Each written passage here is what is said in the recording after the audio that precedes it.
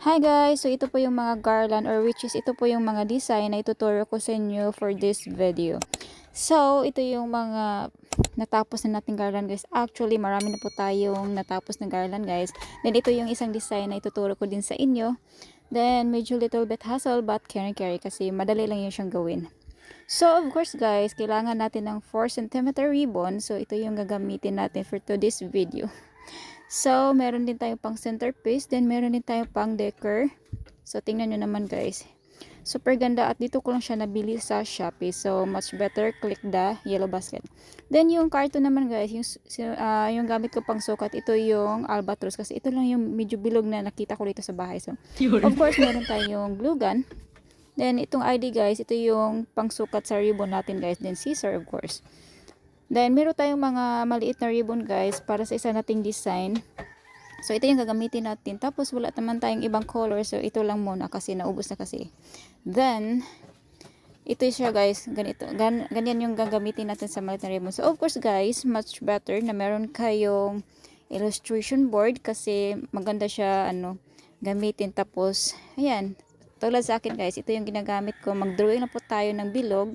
Kasing sukat ng albatross din i-cutting. So, which is ang illustration board guys, marami siyang sizes. Merong 1/8, 1/4, and 1/2, 1 whole. So, mas marami kang magawa. So, now isa-isahin na natin to i-cutting yung illustration board natin guys. Then, mag-start na po tayo. So, first step, ito yung gagawin nating ribbon guys. So, meron tayong ready-made but ipakita ko sa inyo guys kung paano ko siya ginawa. So, magsukat tayo ng 7 pieces na blue. Then, kung anong kulay na next natin, so 7 pieces din. So, ikakat natin siya. Then, next, ito na lang yung yellow kaya mas maganda yung color. Tapos, guys, kapag meron na tayong 7 pieces na yellow, yung next natin gagawin is gawin na natin yung ganito. So, super easy lang siya, guys. Para ka lang nag-fold ng basta, sundan mo lang talaga yung video natin sa ganyan, guys. So, i-fold mo siya ng pagganyan. Then, i-fold mo siya ulit. O, ganyan. Tapos, para hindi siya lagyan mo ng stick glue. Palibutan mo siya ng stick glue para hindi siya matanggal. Para madikit pa rin siya, guys. So, tingnan natin. Medyo mainit talaga, guys, ng glue gun. Malamang. So, lagyan na natin ng stick glue na kabila. Then, now is, yung next natin gagawin is i-fold natin siya pa ganyan. So, hindi naman siya masyadong mahirap guys. Ganyan lang siya pag-fold. Then, lagyan mo lang siya ng stick glue para hindi siya matanggal. So, lagyan mo siya dito.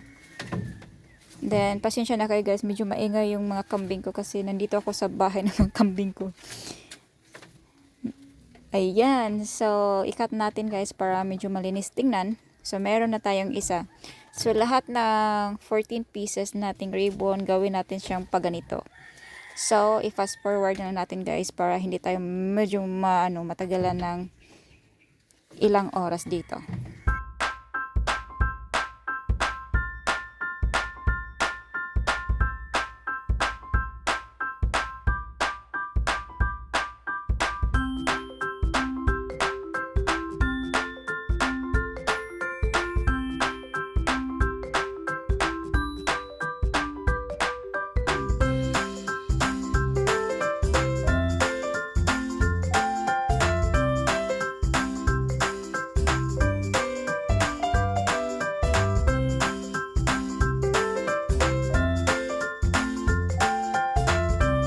So, meron na tayong 14 pieces guys. 7 pieces sa yellow and blue. Now, kumuha na tayo ng illustration board na kinating natin kasing sukat ng albatross.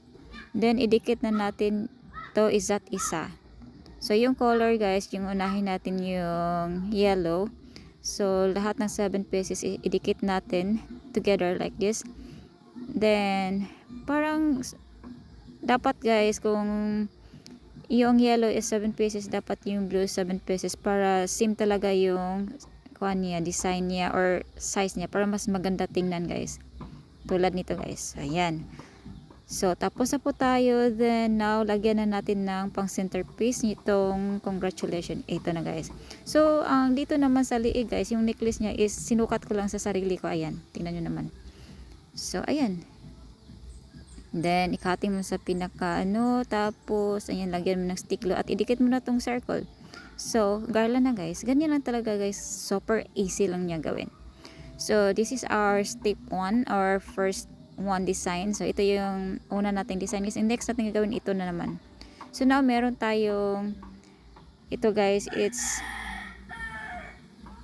yan guys. Kita nyo naman is 3 cm. Dahil, mag-cut tayo ng color pink, then white lang yung i-partner natin guys kasi wala tayong ibang color na naubos na kasi guys. Ayan. So, ito yung next na gawin. Idikit mo lang siya ng pagganyan. Tapos, idikit mo na direct sa circle, sa bilog na illustration board. Then, i-alternate natin yung color. White, pink, and white, pink hanggat matapos mo yung buong circle guys.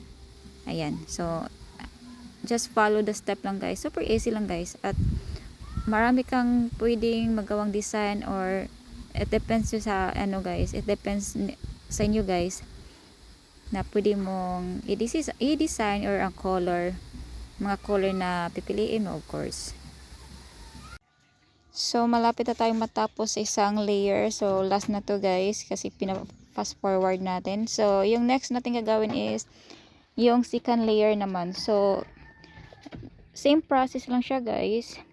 I-alternate mo yung color hanggat matapos mo yung buong circle. So, after that guys, kapag matapos mo na siya maglagyan, yung ilagay mo sa gitna is yung centerpiece sa garland, yung congratulations 2026. So, ayan. So, actually guys, meron ako maraming video diyan kung paano ko ginawa yung mga garland ko. Baka may time kayo, i-check niyo lang siya kasi parang meron kayong makukuha ng iba't ibang idea. So guys, tapos na natin yung second layer. And yung last natin gagawin dito is yung decor. Ilagay natin to sa pinaka center yung guide. Pinaka-center. So, ayan. Malamang just for the center. So, ganyan siya guys. Tingnan nyo naman guys. Super ganda. Ganito yun guys ang isa. Okay. Kapag gumamit ka ng mas maganda yung color ng ribbon, so mas attract talaga yung garland mo. So, mas marami kang masusold out. So, next nating gagawin guys, yung first process natin is parang same lang siya pero yung naka-difference is yung color. So, ang color dito guys is i-alternate natin siya. So, parang ganyan lang. Easy lang talaga siya guys. Sundan mo lahat lang step by step process dito.